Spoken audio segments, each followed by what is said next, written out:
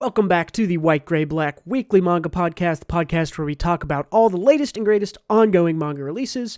My name is Bruce, the producer of the White Gray Black YouTube channel. With me again this week is Gautam. Hail and well met. Please keep in mind for all major discussions, we will be talking spoilers for this week. This means two new series, Niki Chapter 1 and Shibatarian. And we're going to talk about Aharen-San up to chapter 163, which is almost the end, but not quite. Let's get started with news, because there's a lot of new stuff this week. Would help to have the actual presentation up, wouldn't it? Boom, there we go. Nobody noticed. Yeah, first on the list is Telework Yotabanashi is ending after one more chapter. We've been pretty high up on this one previously, so kind of sad to see it ending so soon. Yeah, how are we feeling about this?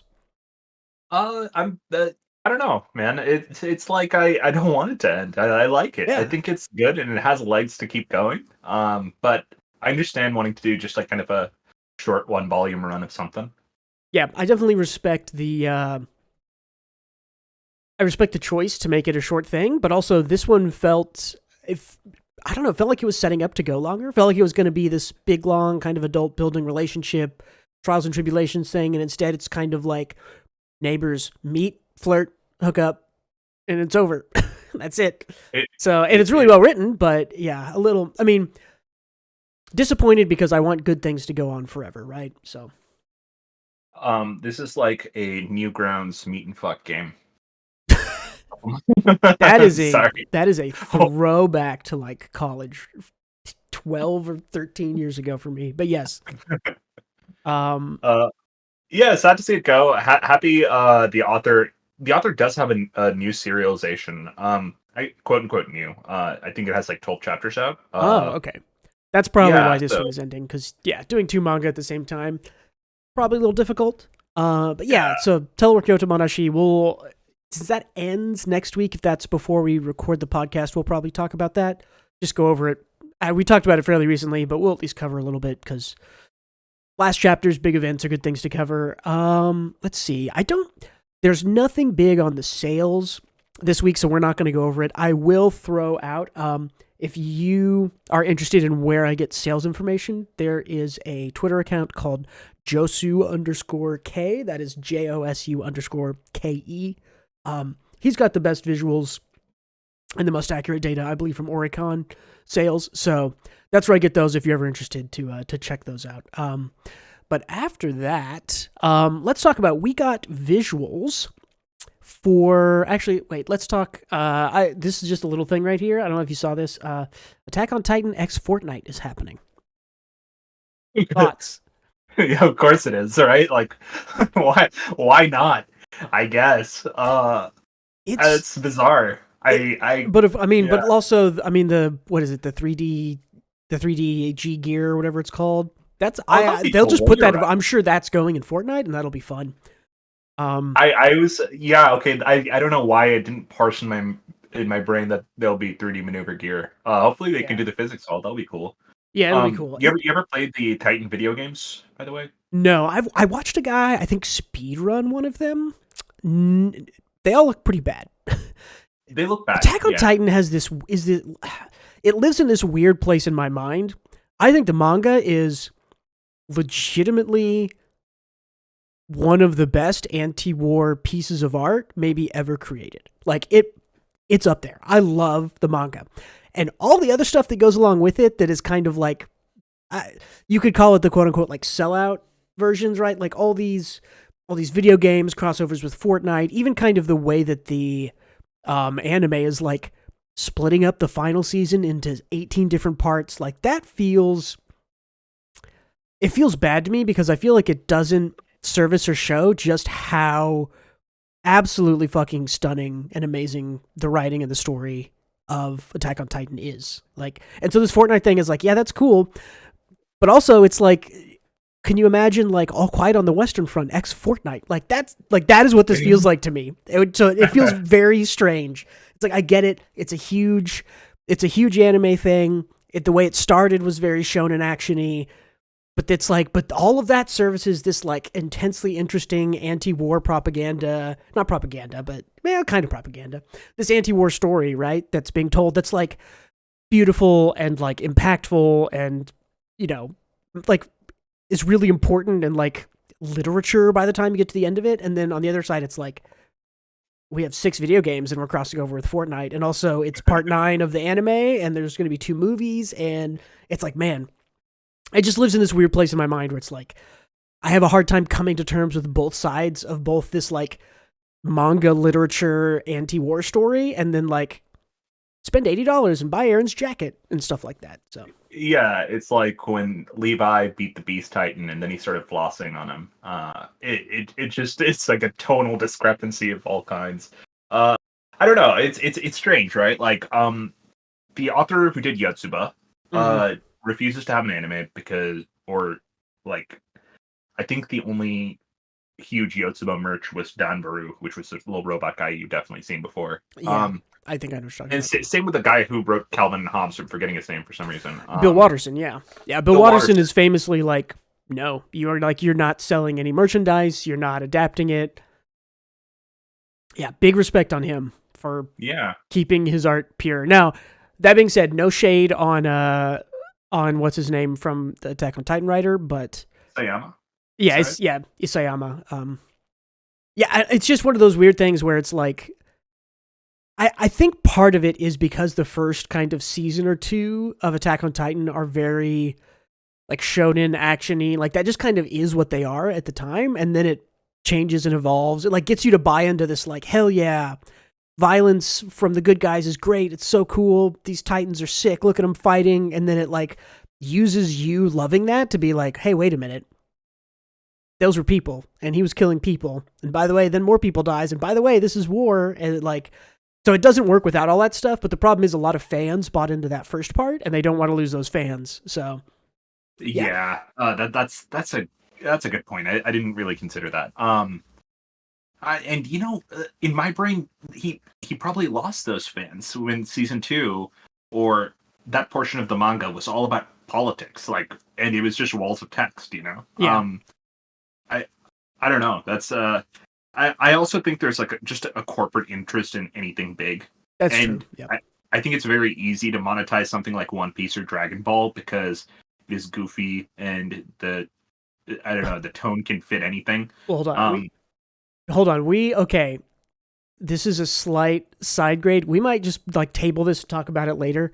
On the last episode of Trash Taste, they have Hassan on, right? You know who Hassan is? This famous left-wing political streamer.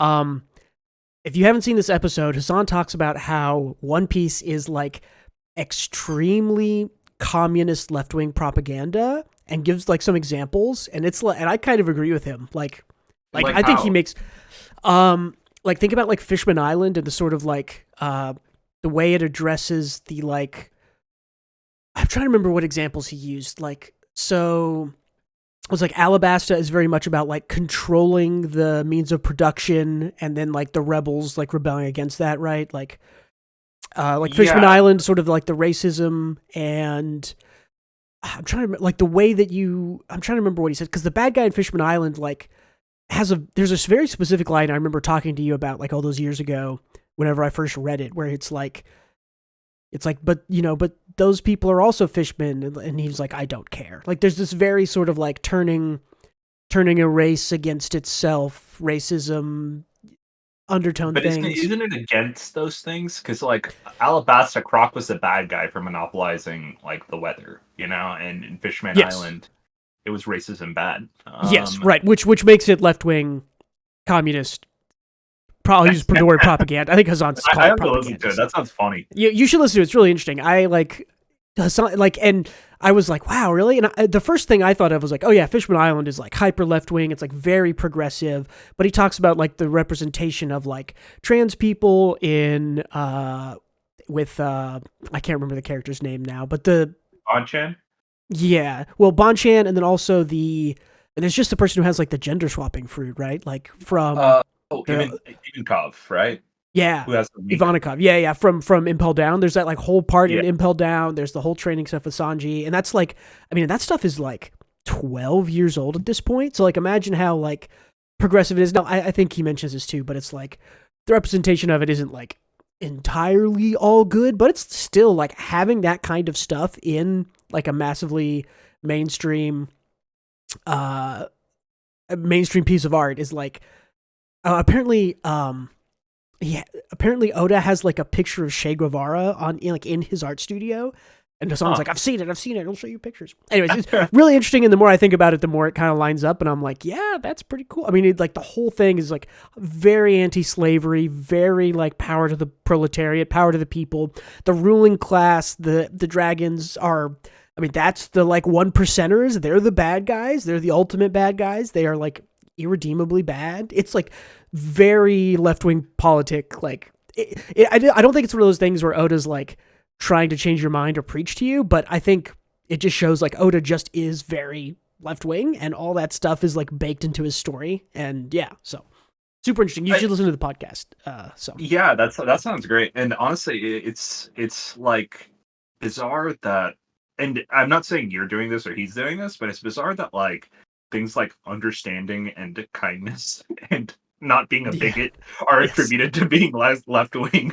Right. I think it is. I mean, that's more of a surface level thing. I think it is very specifically the sort of like struggle against the ruling class that's very left wing, which is like very the fact that the like police, quote unquote, the Marines are like often the bad guys, right? Like they're all these things are super like very progressive, very left wing politic type things, and these are like that's what this all talks about. So, and I agree in what I said previously. Those things are left wing. It's just funny how they are. Yeah, also, sure. Yeah, defund the Marines, guys. Yeah, like, what are we doing? Defund the Marines. Good call. Okay, let's get back on track. We got some pictures here for our 4 new WSJ titles. The first one is starting this Sunday, which is for us is what, the 9th? Yeah, the 9th. So Sunday the 9th. That's, what is that? Issue 19, I think, of WSJ. So left to right here, we have Tenmaku Cinema. This is by Shun Saeki and Yuto Tsukuda. Those are the two guys who did Shokugeki no Soma. Art style looks very similar there. Below that, we have the boxing one, Kyorueo, from Tadatoshi Fujimaki. Above that is Doretrai. Well, no, that had a different name, and I copied it, and that doesn't look right. All right, well, whatever. The English version says it's called Doretrai. I think Dry Try was what I remember it being called. But anyways, that's Jun Kirarazaka. That's this like school investigation something. And then the last one, Nue Diviner, by Kawe Kota, which is the Yokai X School, X Battle or whatever, which actually the art doesn't look too bad. The guy looks a little generic, but I hate the guy. I don't love the guy. Girl looks interesting. Sword looks cool, so who knows? I mean, all of these live and die on their execution, in my opinion. I don't think any of them, like we talked about last week, I guess, I don't think any of them seem particularly like, wow, what a cool, great new idea. They're all just kind of like, that's an idea. Let's see how it goes. I like that they're using like a great sword type thing instead of like a katana. Yes. I will always appreciate not the main character not using typical Japanese weapons. Yeah. I think just from the concepts that I'm seeing right now, they are in order of what I think looks best. I kind of agree. I might swap the last two or put them about even, but I was going to put that one last, but then I saw that fucking gun he's pointing at my face. Yeah, just casual gun behind like a study book thing. It's not cool, man. You can't just do that to people. Yeah, and I still see. Here's the thing: we talked last week about how we weren't sure if the like post-war boxing story tagline was post a fictional war or post World War II. And I'm looking at this picture, and I still cannot tell. Yeah, I cannot tell. I still don't know if this is going to be fantasy or realistic or what. I have no idea. So the main character looks fiery, so I'm assuming it's going to be lighthearted and not like, yeah, we just need something to cheer us up after this long, grueling war. Yeah, you know. Yeah, it seems very weird for it to actually be post World War II, but I mean, maybe it is. You can definitely set happy-go-lucky WSJ series in depressing events in time, I guess. And you. I mean, I guess maybe we'll find out in 2 weeks. All right, next up on the news is something that we all knew was coming, but is a little sad because I think you and I both generally liked this series. Ginka and Luna by Shinpei Watanabe is ending in WSJ 19, so that's this Sunday. That's 2 down. That's Tokyo Demon Bride and Ginka and Luna down. So we will see. I think there is a break for 2 or 3 weeks after that, and then we get the next 2 kills or new series. So, the end of this series has been really good, I will say. Even though I do think that it deserves to be cut, I do think that it is not good enough to continue. I will say the ending has been exceptionally good. The last 2 or 3 chapters of Ginka and Luna are very good. The ending is good.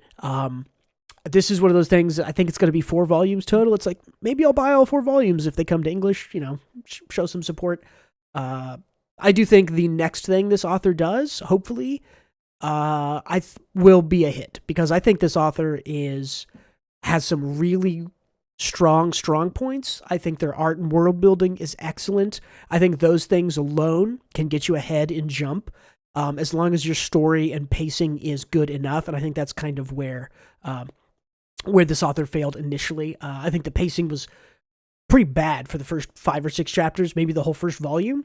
And I think they just lost people too early, because I do think that a lot of the other ideas and a lot of the execution and character stuff later on was good. But yeah, how do you feel about Ginka and Luna? We'll discuss it, I think, briefly next week, but there's not a whole lot more to say other than probably deserves to be canceled. Really good ending. Yeah, big rip. I agree. It does deserve to be canceled. If I look at it from an unbiased point of view, I think it deserves the axe. But I will say, out of everything, I've been keeping up with the manga for so long. And out of everything Jump has axed, this one's probably the one I liked the most. So, yeah. Like you said it all, honestly. I'm just looking forward to what the author has next. Hopefully something with this vibe, because I think they have... I think they actually have a knack for solid world building and making interesting characters. So yeah, for sure. Way, I mean, the visual design of all the characters is great. The world was cool and interesting and not typical. I mean, I really think that if you just get an editor behind this guy who just knows when to tell him to, like, hey, slow down a little bit or take your time. Like, literally, I think if you just told the author to take their time in the first 8 chapters, which really the first 2 or 3 chapters should have been stretched to the first volume, I think people would have loved this series. I think it would have caught on really quick, and I think it would have survived, but there's a lot of competition. There's tons of new manga every year, so yeah. So I don't know how to particularly word what I think is missing from this series, but I do think this doesn't have like a huge narrative twist, or I think what it's really missing is it's really missing like a pursuable goal for the girl. Ginka had his goal of get my body back, and she was like, I'm going to help him. I think one of the big things that was missing is like, okay, well, what does the girl want, and how is that tying into the story? I don't necessarily think everything needs to be a twist, right? But and I agree with you, which is why I liked it for what it was. Yeah. But it kind of feels like a fun adventure, like let's say a Pokemon, for example, where the stakes seem low and you're just going on a journey with these guys. Yeah, and it was kind of episodic early on, where it was kind of like, okay, these stories didn't even really need to be connected. They could have just shown up in a new place and teleported there, because the journey, it's hard to say, like, the journey wasn't really the point, but it was very just, I mean, the fact that it was paced so quick really just meant that it was like, I mean, I think 3 chapters in, we were already both saying, like, wow, that should have been the whole first volume. That should have been 8 to 10 chapters. Like, that was so much in those first 3 or 4. Yeah. But I'm wondering if, more than the pacing, that modern audiences need some kind of bigger hook that this didn't have. And I think that's what, I think I agree with you that I think the hook that was missing in it was the character hook for Luna, right? Luna, yeah. Because I think that you go, okay, Ginka's got his character thing. There's the kind of mystery of what happened with his big fight. I think all the stuff with Ginka was good. I think it's still kind of good with these, and why these last couple chapters have been really good is his flashback stuff. And I feel bad for this. I mean, The writing has been good about what's happened to Luna here at the end, but again, it's sort of like, okay, but if her only goal was to help Ginka, that's kind of the only thing. Like, did she have any personal goals? We don't really know. There's really nothing to buy in, right? There was no, I'm going to be the next Hokage. I'm going to be the next Pirate King. Like, even just easy, simple things like that help you buy into a main character. It's like, oh, they've got a goal. They're setting their sight on that, and everything they do ties into that singular action or goal to follow, right? And the funny part is, like, I feel like Luna's goals are way more like true to life than they are true, like, good good to read. You know what I mean? Right. Like, I would have a goal like her. Whereas if you look at Black Clover, for example, at the beginning, Asta and his Sasuke counterpart, I forget his name, their goal is to become Wizard King. I shit you not. That's one of that's one of those ones where it's sort of like, really? Yeah, couldn't come up with you something just better? copy pasted One Piece, right? Yeah. Well, in Naruto, you just took all of that and you just said, okay, there's a position called Wizard King, and they all want to be that. I wonder if that's okay. I wonder if that's a translation thing people. too, because there might be some cool Japanese word that means like, Maho, magic, like king of the mages, and it's like, oh, we'll just call it Wizard King. Ha ha ha. I don't know. Yeah, maybe. Like, I feel like that's a huge translation flub if they just made it like, let's just do One Piece, guys. I mean, I don't feel like who knows? Yeah, who knows? But yeah, rest in peace, Ginka and Luna. Shinpei Watanabe. I'm going to keep my eye on him. Usually for an author to come back to Jump, it takes them year and a half, 2 years if they go straight kind of into a new series. My guess is we'll probably get like a one shot from this guy in 9 or 10 months. And then maybe another series if we're lucky. I really do think I don't even care if he's not in Jump. I'll keep an eye out. Yeah, I mean, honestly, I think something like Ginka and Luna, if given, was on like Jump Plus originally, I would have just done better anyways, right? Like, the quality on Jump Plus is already a little bit. I mean, like, this is better than like Skeleton Double, for example, right? Oh, easily. Yeah, I mean, like, I think it's better than any of the Axe. This is probably, yeah. I mean, I haven't been following new and axed manga for that long, but as far as axed series, this is up there with the best. This is probably maybe second to Siren. Okay, I didn't like Siren. I was gonna say the Ranger and Demoness girl dating that one. Oh yeah, because that one technically got canceled because it got an anime and its sales didn't increase, and so they canceled it. But that one also, I think was legitimately good. That's a legitimately good series. Yeah, I think that one is very good too. It didn't deserve the axe. This one is it's ambitious, right? And it's I think what I like is seeing people try ambitious things, even though it's not safe. So I hope for whatever they do next, they don't like play it, make like a yokai school battle shonen, like yeah, for sure. I do hope that the lessons they learn from this cancellation are not shoot for cool, interesting magic stuff like they did here. I hope that they learned, like, hey, slow down at the start, spend a bit more time with the characters and their motivations, and after that, you can go buck wild and do the crazy shit. Because, yeah, I mean, again, I think this author has proved that they know how to write, especially in these last couple of chapters. I think they are good artist. I think they are good paneling. I think they have interesting world building stuff. Like, they're good at a lot of things. It sucks that the things that maybe they weren't good at are like pretty core things, right? Like the pacing of a series is like, especially in the beginning, like really core. Like, you have to grab people in chapter 1 and you have to keep them for about 4 or 5 chapters, and they go, okay, yeah, like I'm invested. You have to get them invested in the series pretty quickly, and you have to keep them there long enough to be like, oh, I want to know what finds out. I want to follow these characters. And that Ginka and Luna just didn't do it, so really nowhere to go but down, unfortunately. And it's just one of those things that's inevitable when you're at the major leagues, is you can't have flawed fundamentals, I guess. So I get it. Yeah, I would agree with that. Either way, sad to see you go, Ginka and Luna, but it was a good run. Yep, we'll learn what we're saying goodbye to. They don't give you a whole lot of heads up. I mean, I think this news technically came out today. WSJ drops in Japan tomorrow. So really, I think WSJ comes out in like maybe now, like maybe in an hour or two, because it's morning in Japan right now. I think it's like 7 a.m., 8 a.m. I don't remember how many hours different they are from us, but anyways, I think the authors get like a pick behind the scenes. I'm sure they do, because I think clearly we saw a month or two ago, hey, Ginka seems like it's winding down or rushing to the end game. I think in most series, and I think they always show us a couple of weeks ahead of time. People always comment like, this is ending. But yeah, I mean, I do think this is the best thing. Jump is canceled. I do also think it deserves to be canceled, even though we did like it. So, yep, I agree. Cool. Let's see. What is next? In case you didn't know, this is a weird announcement. Star Wars The Mandalorian, there's a manga adaptation of it, and it's on volume 2 already. I have never heard about this. Yeah. I know. I hadn't heard about this until I saw an announcement of The Mandalorian volume 2 is out now or out soon. I was like, what the hell? I had no idea this existed. I have not seen a single episode, though I want to. Ooh, I won't get into it. It's not very good. Other people love it. It's not for me. Although the first 2 episodes are great. You should just watch the first 2 episodes of The Mandalorian and be like, cool, and then never watch another episode. Or skip straight to the end of season 2 because there's cool shit there. I might like it because I have a very low expectation of Star Wars. I'm just here for the cool shit. But the reason I mention that is, does he have Baby Yoda with him all the time like this?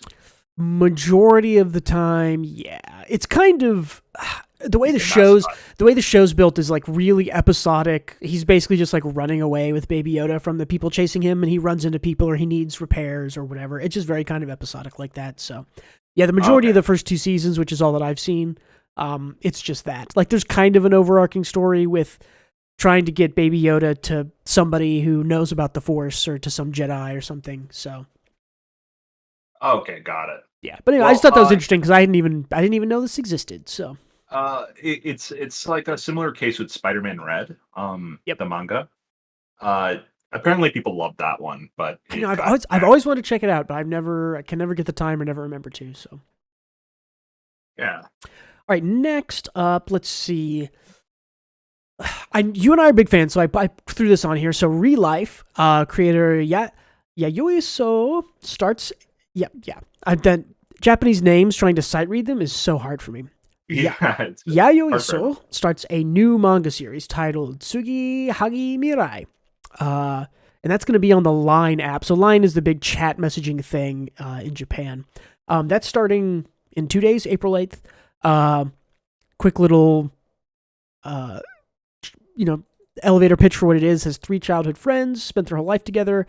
What future lies ahead as lies and secrets blossom in between their friendship? Who knows? I don't know. I thought Real Life is one of the best written romance adult kind of themed things I've ever read. So I'm excited to try this out. I think someone will probably grab it up because Real Life was pretty big over here in the West when the anime came out. So and I honestly I think it kind of just fell off the earth because it's over, right? It's finished. Right, yeah, finished. So.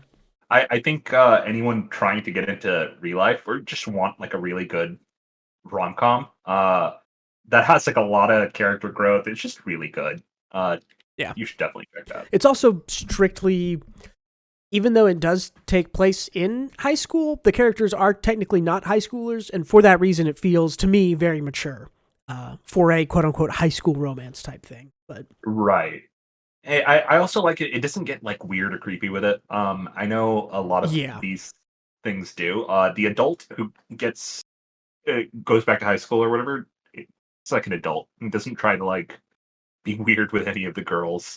Right. I don't know how to explain it. Right. It's not creepy. And it's not creepy. Minor twist that you learn pretty early on in the story, but it's the one girl who he does fall in love with is also time travel adult from the future. So it lines up pretty non creepily, I guess. I don't know.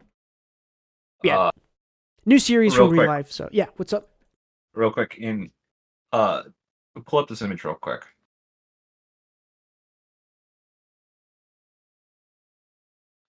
In regards to Line. This is a man who this is a picture of Ishigami from Kaguya-sama. It says, "This is the face of a man who politely suggested that Discord might be more convenient than Line, only to be met with looks of utter confusion." Which is a good one. It's even better when this first came out 5 years ago. Yeah, for real. But Aka's a fucking nerd. Yeah, he's great. Let's see. Oh, so one, the author of One Punch Man and Mob Psycho 100 and Versus, which is out now, is going to publish a new one-shot with art by some artist named Kyoto, titled Karahai. That's going to come out end of April. So one is nose to the grindstone, just writing shit now, apparently. Good for which him. is cool. Yeah, I mean, I have not heard of the. Let me see if I know. Let's see, manga artist. One has always stricken me as a parallel universe Togashi that just got put in our universe, where he decided not to draw and just focused all his efforts on writing, which he's really good at. Yeah, well, I mean, and that's we've had this conversation a couple of times, but as much as I do love the sort of single creator, single vision manga like Oda and a couple other people do, it's exceptionally hard to be both very good and practiced at writing and very good and practiced at the art side. So I am more and more seeing some of my favorite stuff be done by two creators. For instance, Akane Banashi has a writer and an artist on it that are two separate people, and I think that's easily the best thing of last year. So, or at least the best new thing of last year. So, yeah. And look at Dr. Stone, right? Like you can't research all that science stuff and make art and draw like Boichi. Yeah, no, but I mean, Boichi is another one who I think if you tag team that guy up with a really good writer, you're gonna get some absolute fire. And Murata's the same way, right? Murata, his original stuff is goofy. I think he actually is probably a pretty good writer. He at least visually can tell a story. His cockroach stuff is hilarious. You read that, right? He does like a cockroach one shot. Yeah, and look at Ice Shield, right? Ice Shield's great. Well, Ice Shield is a different writer also. He did not write Ice Shield. Did he not write it? Oh, yeah. I don't think so. I do think that he does take some creative, quote unquote, writing liberties with One Punch Man even, but even then, right, I don't know, Murata is I think he knows enough about visual storytelling to just be able to tell any story pretty good. So, but yeah, I two think creators. That's a good analogy because you're right. One probably gives him a rough storyboard, and Murata's like, okay, watch me flex. Yeah, exactly. Let's see. Next up on the news. So, smoking behind the supermarket. Behind the Supermarket, Smoking with You, which apparently is the Western title of this. So I guess we'll call it that. I think that's fine. Has been licensed in English by Manga Up. Blah. Manga Up is the publisher, the online digital publisher who published Sono Biscuit and split every chapter into 3, and you have to pay coins that you get a certain number of free coins, and then they heavily censored it. It's pretty garbage. I think it's owned by Square Enix. I think that's who this is. Maybe not. That makes sense then. Yeah, but anyways, the most garbage manga reader in existence has licensed this, so and I saw a lot of people in the comments on Twitter and Reddit saying this, but hopefully the fan translators keep going with this because, disappointed that it's picked up by the worst one, but that's how it is. That's the case. That sucks. That's like a gacha system or a mobile game monetization. Yeah, model. I mean, I would assume that the chapters here are so short that they can't split them up into multiple parts. I mean, Sono Biscuit is a normal shonen length, right? 25 pages. So splitting those into 2 parts and making you pay, you get 7 free coins a week or 10, and you have to pay 1 coin to read a chapter. It's just the most garbage, stupid thing. It's really dumb. As far as free readers go, I do like the way that Viz and Manga Plus do it. I think first 3 chapters free, most current 3 chapters free. That's a good way to do it, right? Because if I read the first 3 chapters and I go, wow, I like that, I want to keep reading it, they're also $5 a month or $4 a month, I think it used to be.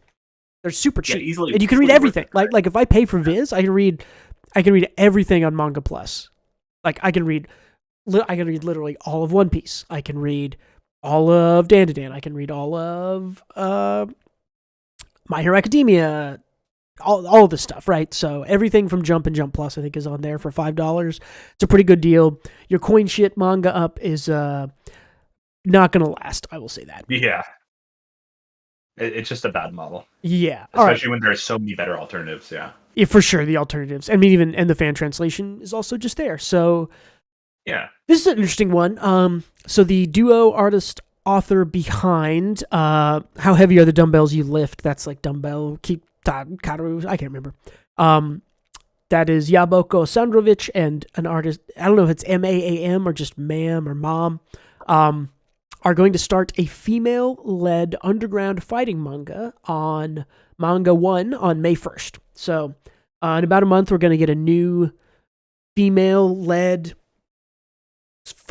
underground fighting manga from the guys who do the How Heavy Are the Dumbbells That You Lift.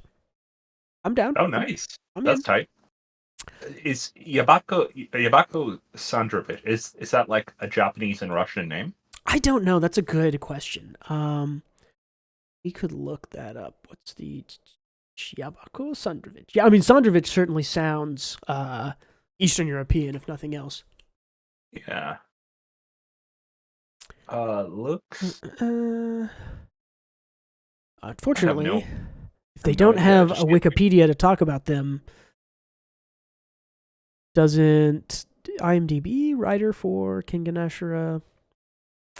Oh, did he also make Kengan? Okay. He's the writer for Kengan Ashura and then How Heavy Are the Dumbbells.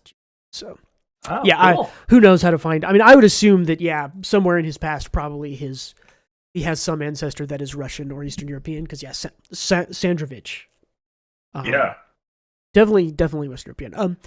Excited for this. Have you read or seen much of How Heavy Are the Dumbbells That You Lift? No, it's cute girls lifting weights, right?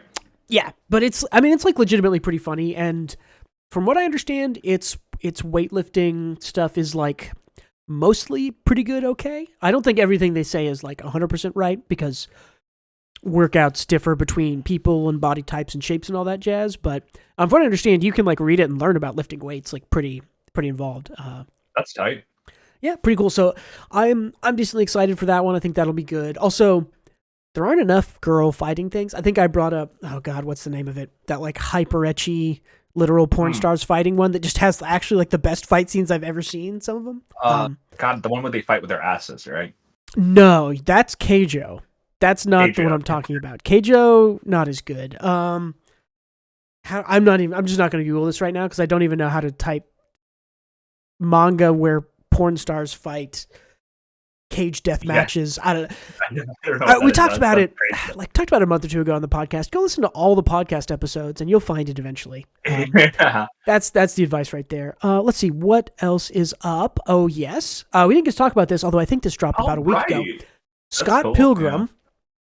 Scott Pilgrim vs. World, which is I believe it's by a Canadian author. But Netflix announced that this is getting an anime adaptation, and that is not anime inspired, anime style. I believe this is being sent to a Japanese studio to be animated. It's anime, right? So, which is cool because Scott Pilgrim's World is it's a cool movie because it's directed by Edgar Wright, who's like one of the best visual directors ever, in my opinion. And two, it's just a cool story. Like, I think you've read all of Scott Pilgrim, haven't you? I've read only a little bit of it. Yeah. And yeah, honestly, if you need something to read, it is quite different than the movies.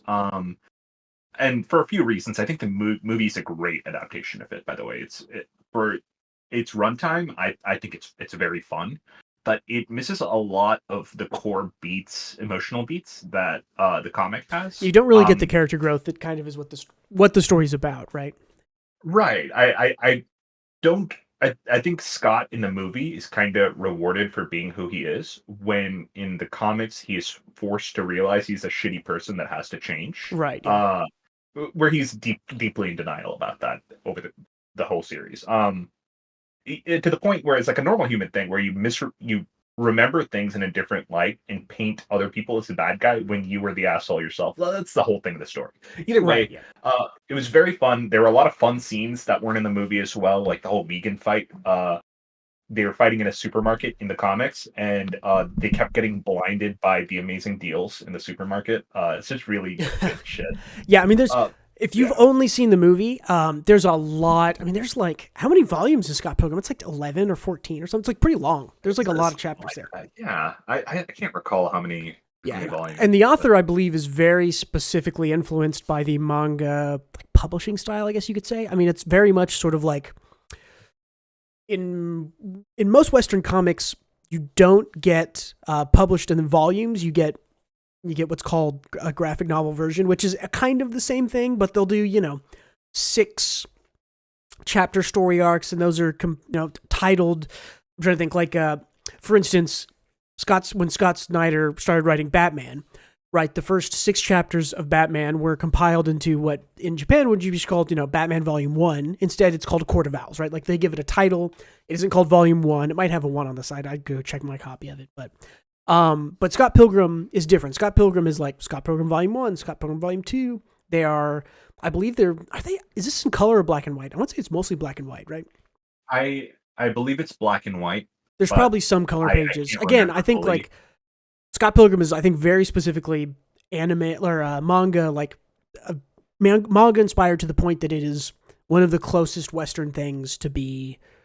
It is what I would say call one of the only like Western true manga, because it is kind of published and itemized into volumes in the same way and inspired. I don't think it reads right to left. Might be the one exceptional thing. Yeah, it also reads like a normal comic book. Also, we can get into definitions. I in my opinion, manga comes strictly from Japan, because if it comes from manga from Korea is called manhwa.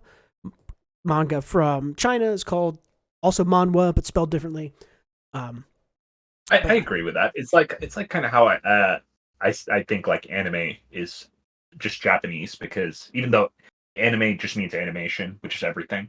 Well, it's one of. But I think we talked. Helps define it. Yeah, and again, I think we mentioned this previously, but I would say it depends on where you are and who you are talking to. I am in America speaking to another American, so if I say anime, that means something Japanese. If I am in Japan speaking to a Japanese person and I say anime, that means all animation to them. So it's very sort of positionally contextualized. But again, we are Americans speaking to each other in America.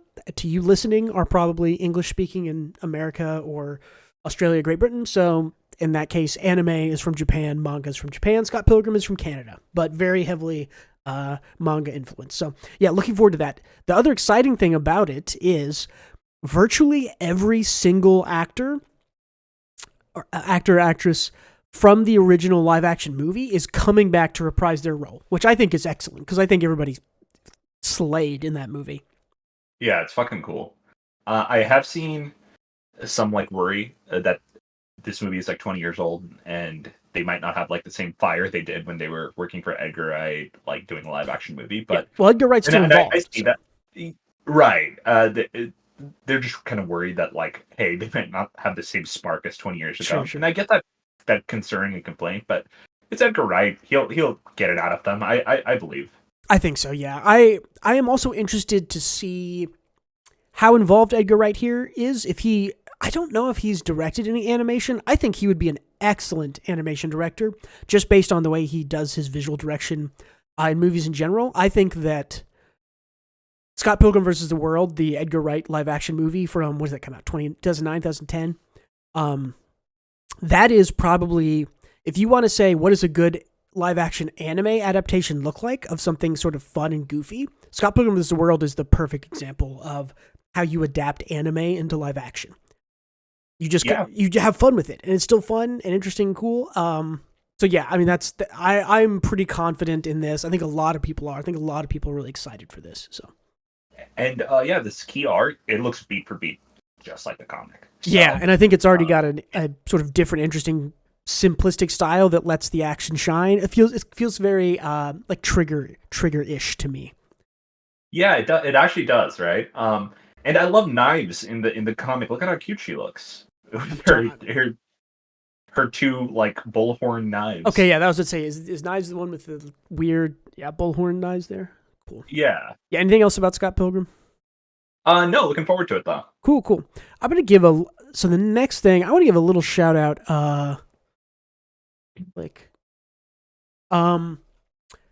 So Mal, right? My anime list. I generally don't use them if I want information on manga. It's an okay place to go if you want to see what the author's other work or what their position was on it, or maybe like an editor's other work. But generally, I don't really go to them for much manga info, manga news, or whatever. But today, they published a couple of lists. They published this like manga you should read list. I'm gonna hide my bookmark. Okay. They published a manga you should read this manga 2023. They also did like a should be anime, best for beginners, and unique story and art. I'm going to focus on the you should read this manga and unique story and art because this list. So, Adam, did you read this list before we are recording here? No, I haven't. Okay, so if I said, hey, Mal published a list of manga you should read, what do you think is going to be on this list? Give me like 3 guesses you think like, oh, that'll absolutely be on this list. Okay, so Shokugeki no Soma, because I see that dude up there. Aside from that, wait, did you say this is all encompassing? This is mostly manga from 2023 and a couple, I think, from 2022. But they're either currently in publication or they're like a pretty recent series. So okay, they're gonna say Chainsaw Man. They're gonna have the Akane Banashi. If they know anything, they're gonna say Spy X Family. They're gonna say what is big Shield Hero. Okay, no, I'm guessing. I think you're perfectly. I think you are perfectly correct in the guesses you're guessing. Right, you're gonna guess that this is full of mainstream stuff. I'm happy to report that there's a couple of mainstream things on here, but this is a pretty goddamn good list. Top of the list, Frieren. Right? Oh. Already, like, okay, you've picked one of the best things being published right now. Under that is Apothecary Diaries. Not what you'd expect on this list. Very good. Dan to Dan is here. That's under the radar. No anime, manga you should read. Witch Hat Atelier, which I think is one of the most wonderful things being published right now. If you haven't read this, I believe I've suggested it to you. I'm caught up on it. Oh, you're okay. You've read Witch Hat? Awesome. Yeah, Witch Hat is fucking fantastic. Chino Warachi, which I have heard of but not read. Again, sort of like a niche seinen type thing. Blue Box is on here, which I think is pretty good. Again, this is not shonen garbage. Dead Demons Dead Destruction, right? Which is Asano Inio. So that's Oyasumi Punpun's author. Again, kind of niche adult stuff. The Summer Hikaru died. Hikaru ga Shindanatsu. Again, this list is, you can already see this list is not what you were expecting it to be. This is a pretty good list, right? Like, this is actually a really good list. This is a very good list to the point where I'll call it a hipster list.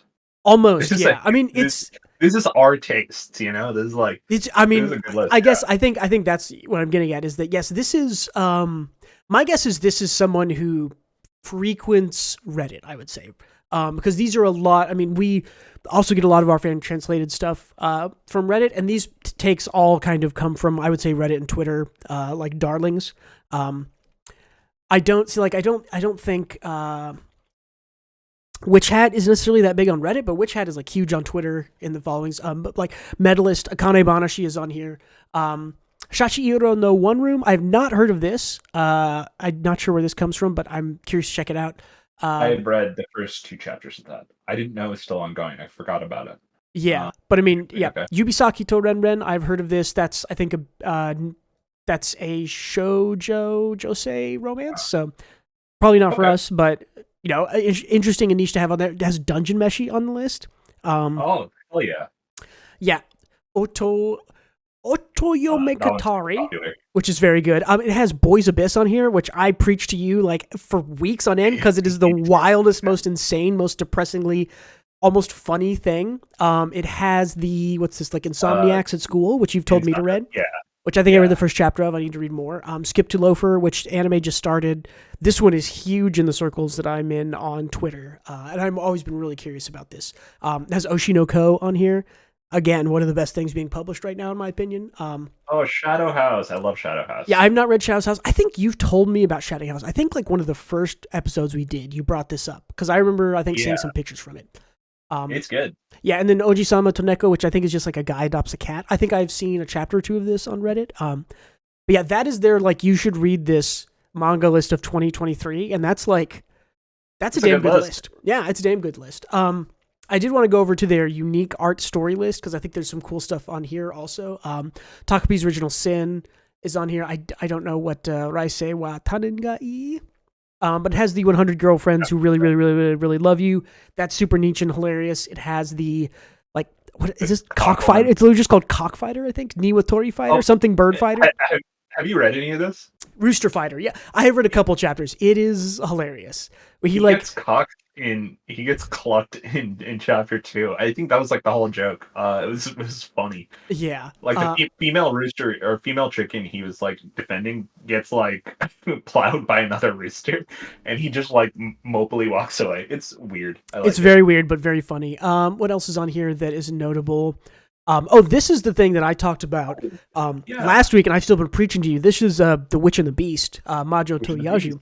This is such a cool series, and I just went through an arc they have where they're like in this kind of special world full of vampires, and I think that if I would have read that last year when it was published, it would have been in the running against Frieren for like best story arc. I think it was that good. Really? It is so good. I mean, this series, it's not perfect overall.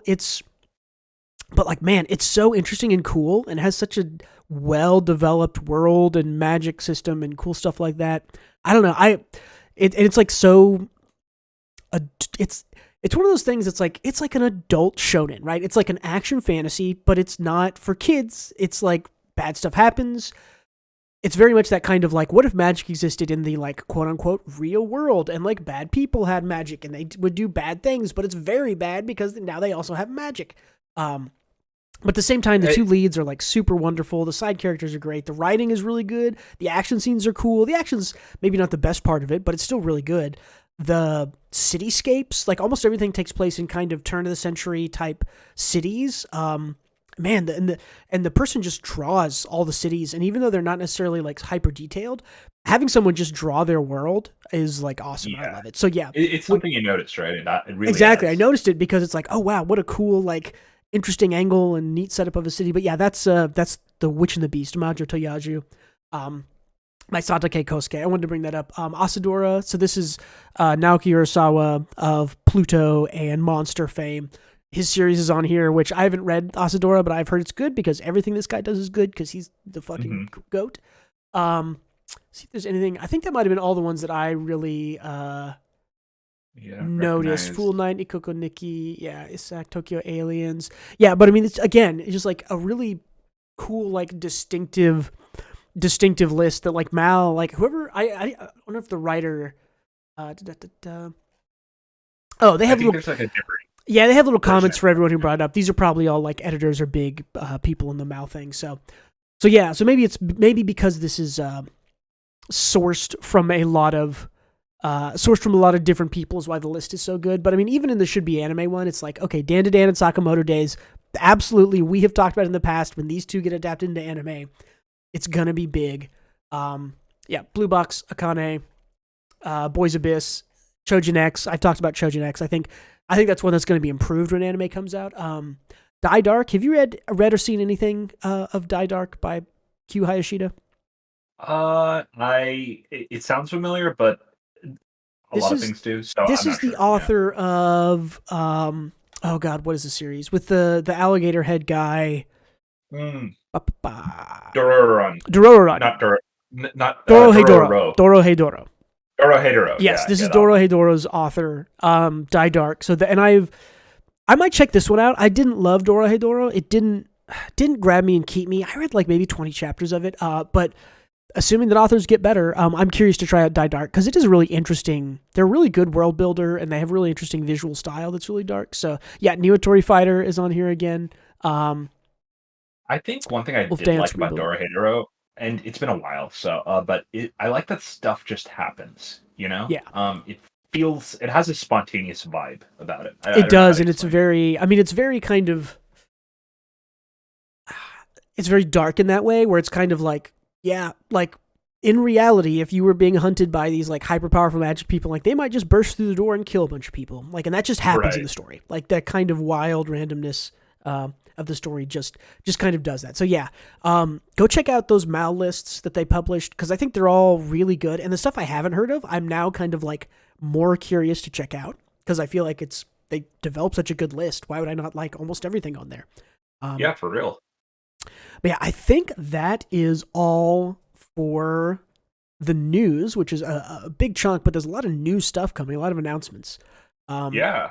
So, oh yeah, and this little bonus slide here. Miss you, Brewery Dragon. Get back soon. I don't know if this is ever coming back. I have no My idea. guess is this author has some kind of, legitimate's not the right word. My guess is they have some kind of health problem that is outside of, they are working very hard on a manga, right? If you're working very hard on a manga, you might take a month break to recover or two. This has been on break since November, I want to say. Yeah. I think we started recording and publishing the podcast last November, and I don't think I think we maybe covered Ruri Dragon once, in some unpublished episodes or prior to that. I don't think we've ever talked about. I think in one of our first few, we had like a discussion on Ruri Dragon. Yeah, I think those are unpublished. I think that might have been before we published them, but yeah. So Ruri Dragon, come back soon. You're going first this week. Tell me about this. Aharen. It starts out like kind of a typical rom-com with the gimmick that Aharen can't really see that well, so she has to she invades people's personal space on accident. They ditched that gimmick quite fast, and it turned into just a really good, cute gag manga. And Raito, the male lead here, is just kind of absolutely delusional to the point where he brain damage. But Aharen can have a cold, and he'd think oh, she must have been jet setting with her venture capital friends. She must have gotten into crypto trading. He just spins off a web on what he thinks the situation is, and it's some radical situation that he makes up for himself. Yeah. That's kind of the joke in most chapters is it isn't a lack of communication in the frustrating way. It's sort of, again, Raito sees Aharen as oh, she seems really tired today. It's I bet she was up doing secret agent shit last night. But and she's just I didn't sleep well because of a thunderstorm or something, right? And it's that's kind of the joke for most of the chapters. But it's really good and really funny. It's really cute and adorable. Yeah, it's genuinely hilarious. There's one where she was throwing a frisbee to a dog, and he spots her, and he's oh, she's into illegal dog fighting. She's training her dog for this. It's how do I become a supporting partner to her while also upholding my morals? And it's not that situation at all. She's just playing with her dog. It's just really funny. Either way, the series is ending. I'd give it a read if you want something light and fun. And the last few chapters were honestly perfect. It has 4 left. It has 4 epilogue wrap-up chapters left. But this one felt kind of a proper send off to the series. So I think they're kind of sending off all the littles. They're setting them up in jobs. They did a time skip, right? Jobs, and this one was this last one was family. But the dad I thought was the funny part in this one a lot, because you see him here and he looks like he's brooding and oh no, dad's gonna be dangerous, and then he's just I'm crying because I'm so scared. I'm so scared and touched. And I there was a panel before this where they show Raito a picture of their dad, and he's wow, he has a very Chadley body. Yes, I forgot to grab that one, but right. No, it's a good series. And then the time skip spoilers. It's the main couple is married, blah blah blah. So they have kid with the kid and stuff. But yeah, I mean, it's super cute. You could predict it from chapter 1. So yeah. So a fun series. Give it a read. Yeah. Anything else on Aharen? Nope. Cool. Yep. Very fun series. Honestly, I just had a great time with it. Yeah, and it's almost over. We'll talk about it in a month or so, maybe when it finally... See, I don't know if these last chapters are being published in a volume or if they're coming out weekly like the normal chapters, so we'll have to see. Because I know that they drop... we got fan translations of 162 and 163, back-to-back, same day. So we might get all of them in this week. We might get them the next month. Who knows? But I think the last 4 will very much be just epilogues. Yeah, it'll just be it'll tie off probably the friends and stuff like that, or the little sisters or little brothers, stuff like that. So cool. Exactly. I want to talk about a cool chapter 1 that kind of got dwarfed by the other chapter 1 that we're going to talk about after this. That was also very good. This is a new series called Niki, Niki, and this is by Yakigawa Yo. And this dropped chapter 1 and chapter 2, I noticed afterwards. We're just going to talk about chapter 1 here. Did you get a chance to read this, Gautam? Unfortunately, I did not. Okay. So go ahead and pitch me. It is a interesting fantasy world. The closest thing I could compare it to would be, it's kind of Dune-like. They're on a desert a desert like planet. There is a girl and her mom. You very quickly get this. You get in the story that the girl is. I'm trying to remember what they call her. A dawada, I think, which I think is a like Arabic or Middle Eastern word. But she has like a tail, and people in the world think that if you like eat or kill, they're like either curses, or if you eat them, you get their powers. If you eat them, you get healthy. Kind of this like tribalist hunting type thing. So, but very early on in the story, she like loses a goat and wanders into this like sand sanctuary that's like protected by this guy in the cloak in blue. And he like protects her, and she gets back to her mom, and then some really cool spreads. I think almost every picture I grabbed here was a spread, because I think the art in this is like awesome. The action paneling maybe could use a little bit of work, but I mean, just the art in this is so cool and original. And all hand drawn again, because it's like, you can't just take pictures of you can't just take pictures of these cool mushrooms. They're like, you've just actually drawn them. But anyways, plot synopsis. Mom dies. The child named Niki has to go with this guy back to his sort of like reservoir and stuff. And so it feels it's really hard to describe, like, cause like, yeah, that's the plot, but man, reading it feels like really, really intimate and really kind of melodramatic in a good way, and sad, and kind of like the start of an epic kind of thing, right? Where it's like, there's a big world, and there's, maybe some magic or stuff that isn't really explained, and it's a completely different world with this really interesting girl, and this really interesting, she's in a very kind of interesting position. And the art, I think, is gorgeous, and the character designs are great. It certainly isn't perfect. I definitely have some complaints about it visually, but I was just stunned at how good this first chapter was, and I'm super excited to read more of it. I hope that it's farther along so I can get more chapters of it now. But yeah, I mean, I read chapter 2 also. It's similarly kind of adult and mature, and very kind of just like really well written in general. So yeah, that sounds cool. I kind of get what you mean by, like, you can't really describe it with words, because it looks like everything kind of works, like where the art kind of sets the theme and the vibe and the tone of everything in such a way that, and I think it carries what it's meant to. Yeah, and I think part of it is like if you look at this page, this is one of the like earliest pages, but it just like does visual storytelling really well.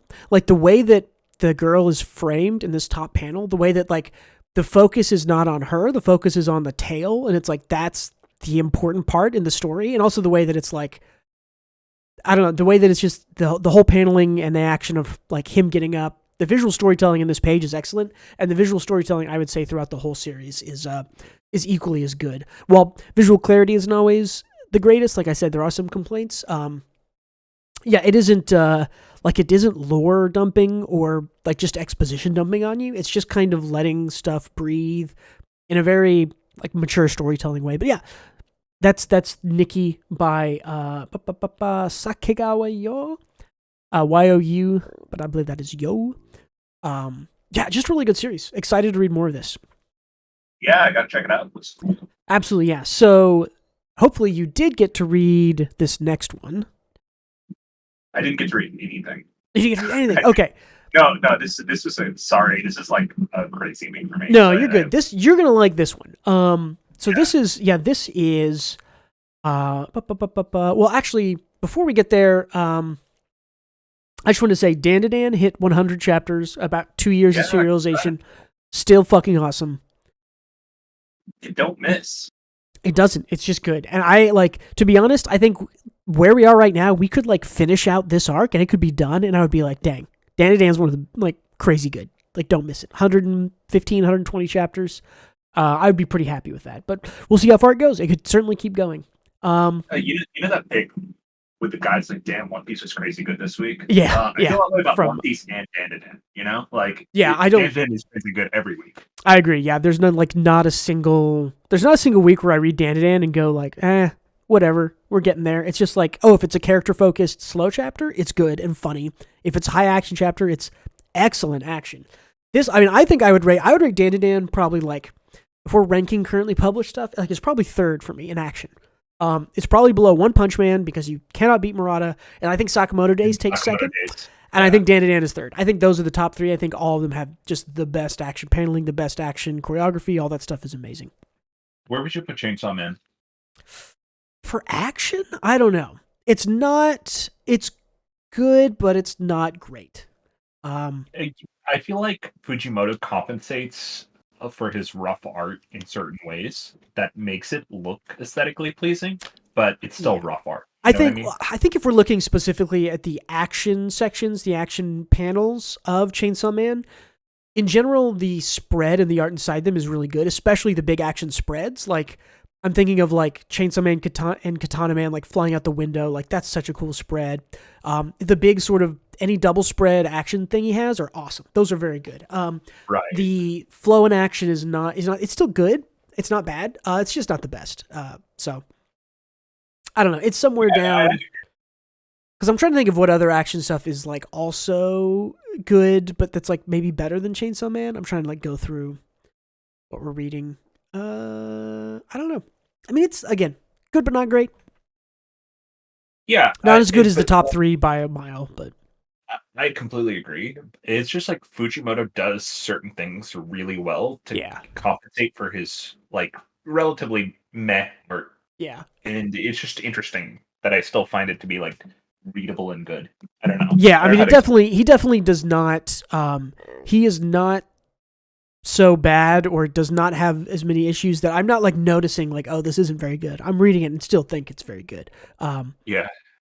Thought I could have. Yeah, I don't know. I had a whole folder full of Chainsaw Man pictures for my video at one point that I could go through, but yeah, it's very good. Anyways, so this is a new series called Shibatarian. This is by Katsuya Iwamuro. This guy, I think, only maybe has done a one shot in the past. I don't know much historically about them. You're gonna like this because this is cosmic horror or the kind of mystery horror that's hard to explain. It isn't necessarily cosmic horror like old god type thing, but it has that kind of feel where it's like very creepy and interesting. Definitely don't miss reading this because I definitely want to chat with you about it. But essentially, main character meets this guy named Shibata. His like head is buried buried in the ground when he first finds them. He already looks a little weird. Yes, and that's like, and part of it is this art is very kind of retro 1960s. Let me see if I can show. Yeah, like this is I think like the first thing. Like the guy looks very like he looks kind of like Astro Boy from the 1960s, right? Like Tetsuo Adam. It's just kind of like big eyes, dark hair. The blonde guy looks like conventionally designed anime character, but like this guy looks like you said, Astro Boy. Yeah, and this is Shibatari, and he's the weird one. I'll try not to ruin the end, but essentially they go through school together. And like on this page, right? This is the main character and this other main girl who they're doing stuff. And she's like, "Hey, where's Shibata? He didn't come with you?" And he's like, "What do you mean? He's right behind you." And she can't see him. And that's the start of the creepy stuff, is them in school. By the time you get to the end of the series, time has skipped forward.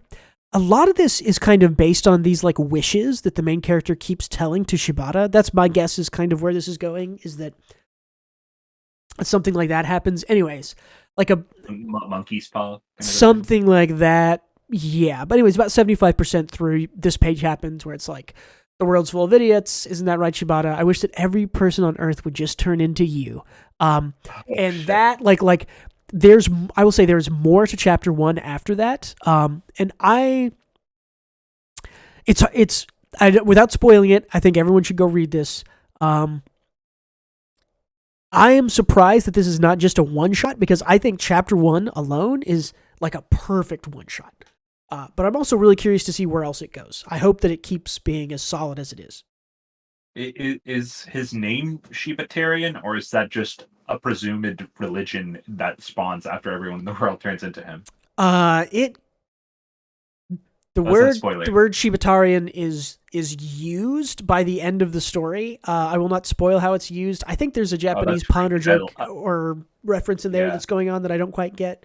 But yeah, it's there is something there essentially with the Shibata with the name Shibatarian and this wish on the page. That's as much as I'll give you. But yeah, it gets real weird. And I think if this is a one-shot, this would be like probably the best one-shot of the year that I had read. I thought this would be about Shiba Inus. Yep. Without having read any of it, just reading the title, I thought this would be about Shiba Inus. Guess it's not. Yeah. Okay. It's not. It's good though. I mean, it has this really kind of simplistic, like I said, kind of retro art style that makes it creepier, in my opinion. Yeah, that girl looks terrified, and she looks terrifying. So yeah, she's normal and fine, but yeah, I mean, it's very, very interesting. So, very curious to keep up with this. Speaking of new stuff, quick tag it on the end here. We got Service Wars Chapter 2. The plot thickens. There's kind of an overarching plot introduced already, which I love. I love when the start of a series is kind of like set up what you're doing in Chapter 1, kind of repeat the style, reinforce what you're doing, and then tie in either what happened in Chapter 1 or what happened in Chapter 2 to the greater thing. Sakamoto Days does this really well too, right? It kind of, you get the first chapter or two, and then after like one arc, you've kind of tied everything into like, oh, okay, there's a hit out on Sakamoto. That's kind of where it's going. Who put the hit on him? Why are these people hunting him? Blah, blah, blah. But that's all introduced very quickly in the story. And Service Wars gets bonus points from me for doing that. They essentially, like, in Chapter 1, they like send a really hypercritical guy, and the waiter dude serves him really quickly. Chapter 2 is kind of the same thing, but with a different style to it. And by the end of Chapter 2, you've got kind of like, oh, we're the like council of reviewers, and we've sent 2 guys to try to take down this Chinese shop to buy their plot of land, and they haven't gotten bad reviews. It's very kind of like mustache twirly, but goofy in the right way for me. So it is such a shit post, and I love it. It's fun. It's very good. Yeah. So this is a really exciting time of the year, I guess, that I haven't really paid attention to. But this is like all the new stuff happens now. Like lots and lots of Chapter 1s in the last 2 weeks, 2 episodes we've done, 3 episodes. And also we're just going to keep getting new Chapter 1s like every week for a month or 2. So get ready to talk about all those. Right. Any other questions or anything else about Shibatarian or Service Wars Chapter 2 or any other the new stuff that's been coming out? Have you heard anything more on that manga from that? It's like this girl keeps getting assassinated in every timeline. Ooh, I have not. What was that called? Sevens, right?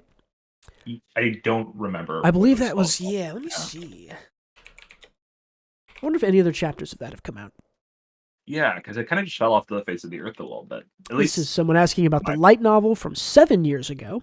22 is Sevens worth reading light novels. Oh, it's based on a light novel. So I haven't seen any other chapters of that come up, at least on Reddit. So I have not heard about it, but yeah, I hope we get more chapters of that because that seemed very interesting. And if it's based on a light novel, if it's an adaptation, that's good. That means it's a finished story, hopefully, already written.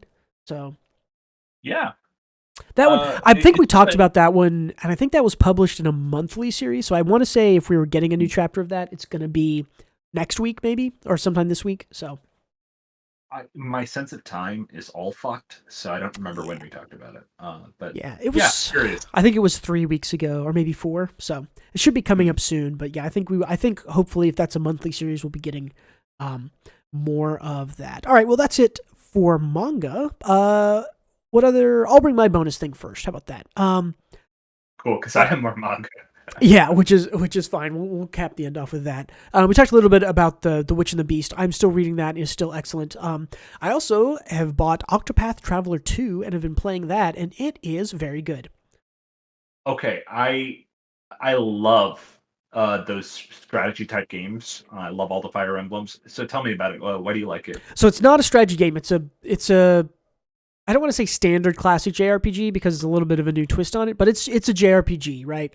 Okay. What I like about it is, so the way it works is when you first start the game, you're allowed to pick any of these 8 characters And you play through their little story, and then after you get through with their story, you're kind of released into like an open world, and you can go and walk to any of the other 8 characters and pick them up, get them in your party, and if you want to, you go and you play their little intro quest. So, and after you play their intro quest, they get some levels and items, then they join your party, you get all that stuff.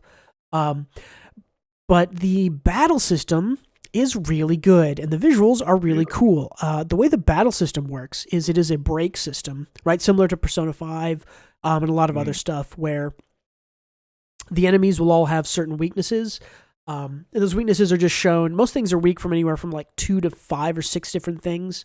So, like the weapon type, like they could be weak to like daggers, swords, axes, fire magic, and dark magic, right? Or they could be weak to like staves, lances, ice magic, or something like that. So anyways, but they have like an armor meter, and every weakness you hit them with takes down their armor meter. When their armor gets down, they break, they skip a turn, and you deal extra damage to them. Cool. But that is fun. That is on top of a second kind of mechanic, which I think is really cool, which is you start every turn with like a 1 pip of a boost, right? What a boost does is it either boosts the power of a spell or it lets you attack a second time, like not take a full turn, but like if I boost my 1 attack, I'll do like 2 sword attacks or 2 lance attacks or 2 staff attacks.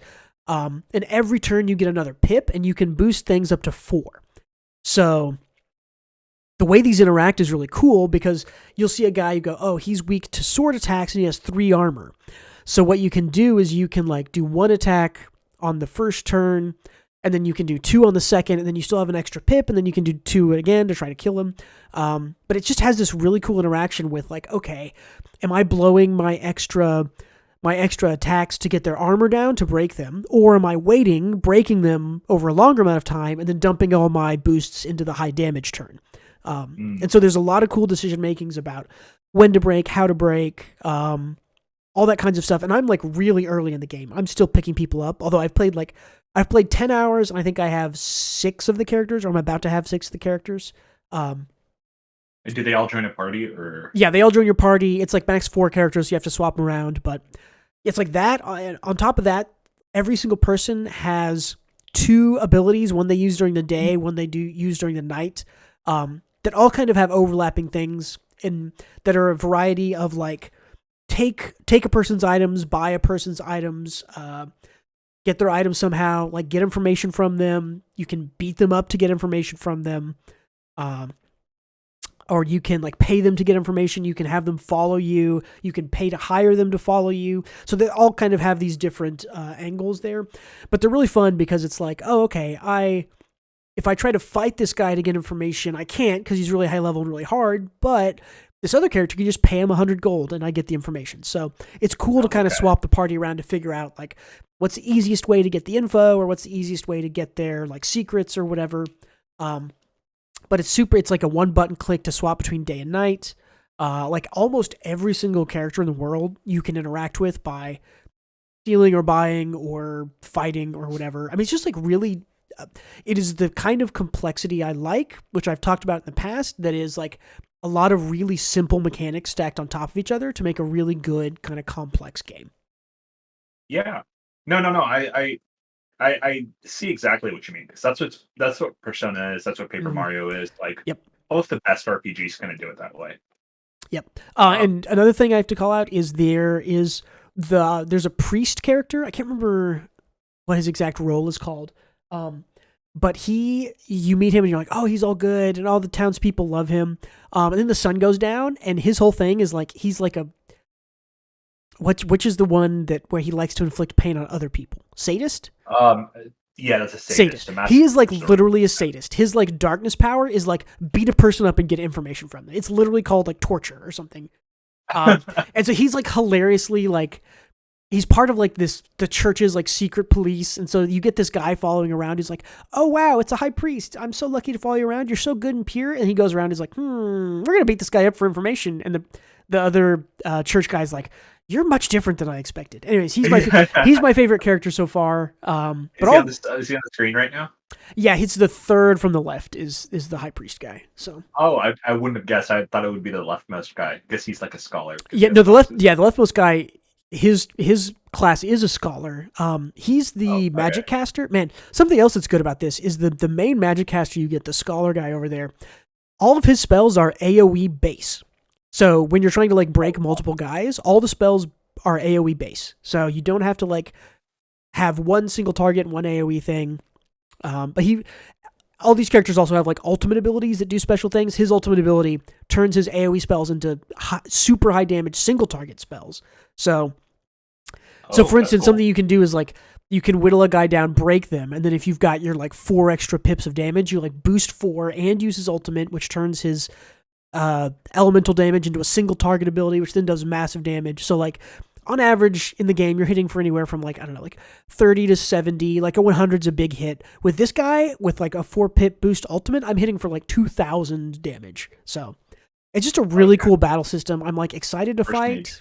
Yeah. Really, and like decently good storytelling so far. I've only done intro stuff, but I'm excited to get all the characters and then do more of the story. But yeah, I mean, I'm liking it a lot. I'm definitely going to play some more tonight, although I did also just get a book I want to read. So we'll see. What book? I finally got my copy of Brandon Sanderson book? Yes, it is a Brandon Sanderson book. Tress of the Emerald Sea, which is part of, so he did a super popular, what's the fundraising site called? Patreon? No, GoFundMe? What was it? GoFundMe? It is like a GoFundMe, but it's the other more popular Kickstarter. That's what Kickstarter, yeah, he did a Kickstarter late last year, or maybe in the middle of last year. It was just like, hey, I secretly wrote 4 books. You back this Kickstarter, you get all 4 books, like one every 3 months next year. He had some shipping delays with this first book, so I'm getting January's book now, and then I'm going to get April's book in like a week or 2. So yeah, but I'm a big hardcover. For some reason, I can read manga online just fine, but textbooks I don't like reading on screens. I really like just reading. Really like reading on paper there. So I feel that way too. I don't know why. Yeah, but so I'll be reading. That's probably what I'll bring next week. If you're looking for a preview, I'll probably be bringing Tress of the Emerald Sea, which I hopefully will have finished by then. So okay, but before we move on, I want to guess which character you picked first. okay, the Ludwig looking dude in the middle. With the hat. Guy. Yeah. No, he's the anti-capitalist salesman bartering guy. He was not the first character. Anti-capitalist?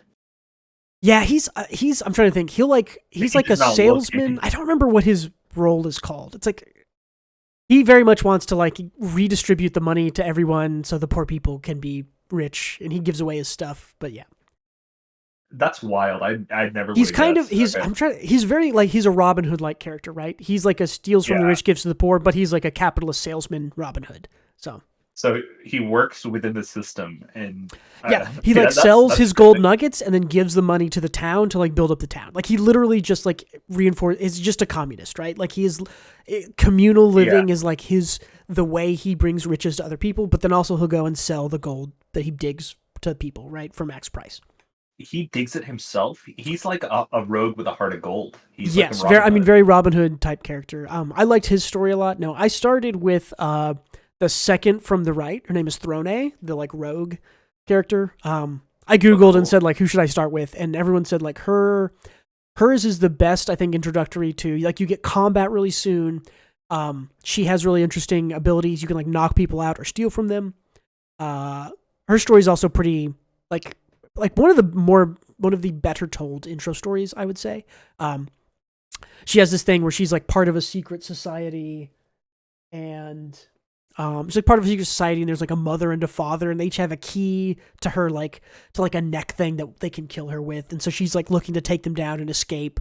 And she gets like pitted against her fellow like assassins, and she ends up winning and stuff. It's a really cool little kind of like, all of their intro stories are like, I don't know, 60 to 90 minutes long. So yeah. Cool. It's neat. Okay. You are bringing another manga. So tell me about the Faraway Paladin, because I have not heard too much about this. Oh, I'm actually surprised you haven't heard a bunch about this. It is, I was trying to look this up, but I got sidetracked with our conversation, but it is probably one of the highest rated manga in Manga Dex, and it's pretty popular in Reddit. It updates very slowly. And does it live up to the hype? Yes and no. I think, so to preface, this is a story. It's an isekai, surprisingly, shocking to no one, and it Based on a starts light novel I'm seeing. So based on a light novel, which hasn't published in a while. And the main character is a paladin of a god, and gods exist in this world. They're like that's how people get their powers. Gods grant them powers to influence the world, and it's stated very early on that there are evil and good gods, but evil and good are human.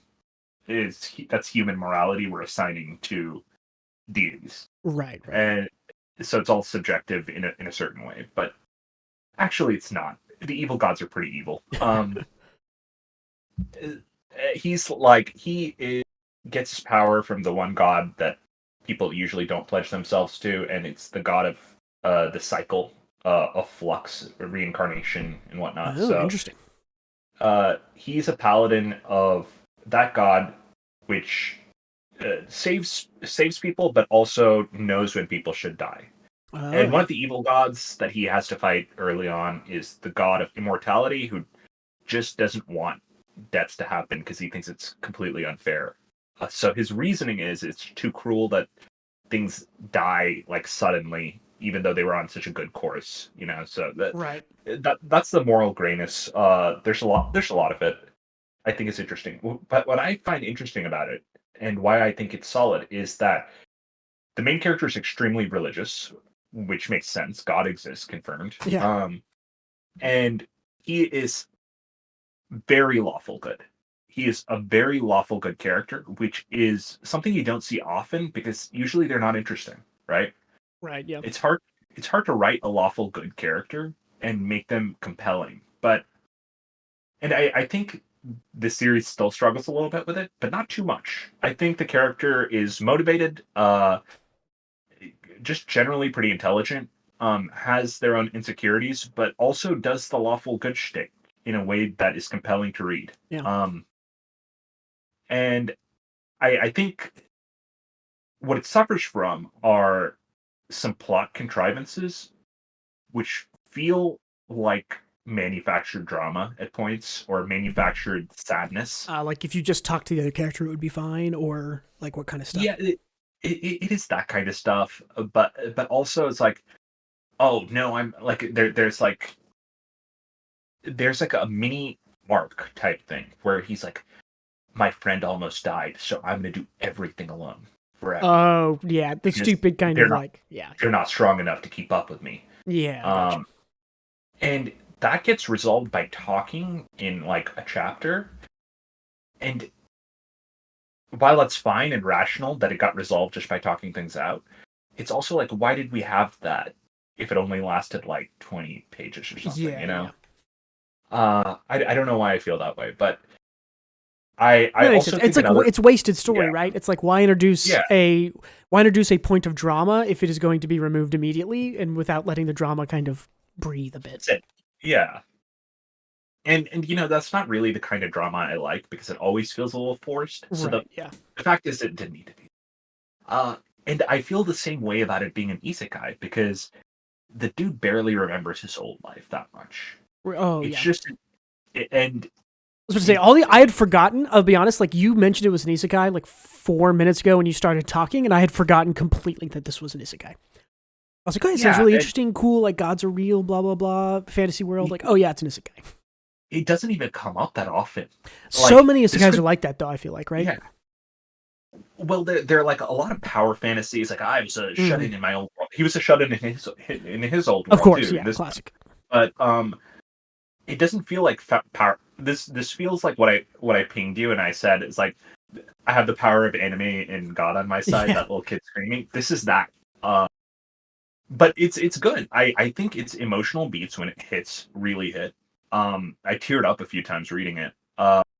And the first like 15 chapters are a prologue and the best part of the series. Oh, okay. I'll have to check it out then. It seems I have not touched too many isekai because I don't think there are too many good isekai, but I'm curious about this. I mean, most good isekai like drop it immediately and it just doesn't matter, right? Like, oh, it's isekai and then it doesn't matter. This is not trash. Yeah. That much I clearly know, but I don't know if you'll like it. I'll have to check it out and see. Because I check it out, definitely let me have know. seen. It shows up in Japanese. It looks like on Reddit, like the Saihete no Paladin. Yeah. But yeah, I'll have to check it out because I have seen that. Yeah, I'll see. Because I'm The Witch and the Beast. I don't know if it's still being published or not, but I think it's completed, and I think they've only got like 6 more chapters left. So, don't have too much more to read of that. So I will need something else to read there. I think it has a pretty interesting discussion on theology and how different people believe different things, and I did find the kind of atheistic tendencies of the wizard in this story to be a little confusing, considering God confirmed. God's a real, my dude. Yeah, God magic right here. Like I'm very cool with that plot point and his statements on it. I mean, is he this so is like our world? But like, is he this world? Is he an atheist or is he a what's the name for him? There's an atheist. There's a type of agnostic who believes that like even if God does exist, the fact that they aren't like perfect and good means that they don't deserve to be worshipped, and if they don't deserve to be worshipped and they aren't perfectly good and perfectly powerful, then they are not a god, right? So maybe that's like exactly that. Yeah, that's like there's some name I don't remember if it's a form of like deism or a form of I think it's a form of agnosticism, but I don't remember exactly. But yeah, that's because atheism is literally the belief that no gods exist. There is no God. There is no God. It's not that. It's not that. Yeah. And that would have clarify, confused me. I'm not religious in real life. I just enjoy the conversation here, and I think the wizard is like cool because there's like a bunch of different gods he could choose from, and instead of picking like the god of like knowledge or whatever, he picks like the god of like debauchery because it would just let him do whatever he wanted, like in the world, no strings attached, kind of. Either way, it's really good. Has a lot of found family stuff, which I'm a sucker for. I think everyone in the universe is a sucker for. That's very typical easy manga heartstrings to pull at. Narratively, it's an easy one to pull at, and it just works a lot of the time. Yeah. So good story so far. I feel like it is a bit aimless at points. I feel like it has some like unearned emotional payoffs, but I also think it has an equal amount of earned emotional payoffs that hit well. So my dog's got a squeaky toy in the back. But yeah. So it's like a little column A, a little column B. Overall, I think it's good. Yeah, cool. It's a net good, and it's a unique character. I would bet that some of that sort of contrived drama probably comes from this being a light novel, and it's like you have to have some drama in every novel, right? That is then resolved by the next one. So that's probably why it seems like, oh, stuff is just introduced and then dropped. It's like, well, that's probably like chapter 6 to chapter 7 or something. So yeah, that's a good point. Yeah. Cool. I actually I'm curious about the light novel aspect of it. Yeah, true. Curious about it. Cool. Anything else about Faraway Paladin? Just for reference, the manga there is by Mutsumi Okubashi, and the original light novel is by an author named Kanata Yanagino. Yeah, final thought. Art is, I forgot to mention the art. Art is not very good. Oh, really? It's a little rough. I flipped through some of the pages, and the action paneling seemed pretty good from what I saw briefly, but... yeah, it has some good action paneling and some good spreads, but overall it's pretty rough. Just pretty simple is what it seemed like to me, yeah. It's simple, yeah. The story carries it, though, so... That's good. I mean, I'm all for writing over art most days, so cool. Yeah, me too. Cool. And yeah, that's about it. Awesome. Well, I forgot to put the ending screen on here, so let's go all the way back to the beginning and wrap things up. Thank you, everyone, for joining us. If you're listening, don't forget you can watch us on either of the YouTube channels, White, Gray, Black, if you want to see the sort of tailored content that I create, and then the WGB Weekly Manga Podcast channel if you want to watch these VODs. If you want to listen to us, if you're watching us, we are on most major podcast providers. If you want to support us, the easiest thing to do is just go on either those podcast listening channels or the YouTube channels. Give us a like, subscribe, click the bell so you know when we're live or when we're posting new videos. That getting more eyes and ears listening or watching to us is really the best reward we can have right now. If you want to give us a little bit more support, there is a Patreon, patreon.com/WGBmanga. We got bonus episodes going up there. I'm going to put the second one up maybe this weekend. Or the third special one, maybe the third special. But yeah, so check that out. Like I said, if you want to support us more. If you want to check me out on Twitter at WGBmanga, not a whole lot to say there, but fun thing to follow. Yeah, as always, thank you so much for being with us. See you later. Don't forget to read more manga.